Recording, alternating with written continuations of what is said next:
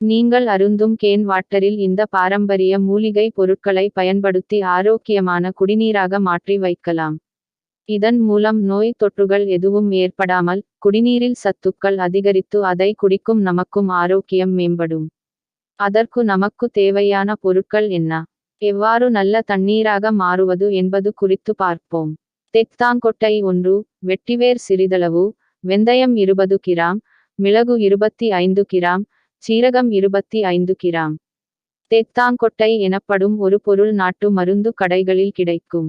இந்த கொட்டை இயற்கையாகவே நீரை சுத்திகரிக்கும் ஆற்றலை கொண்டுள்ளது. வெட்டிவேரும் அதே போல தண்ணீரை சுத்திகரித்து குளுமையாக வைத்துக் கொள்ளும். வெந்தயம், மிளகு, சீரகம் அத்தனையும் நம் உடலுக்கு நன்மைகளையும் ஊட்டச்சத்துக்களையும் கொடுக்கக்கூடிய அதீத சக்திகளை கொண்டு உள்ளது.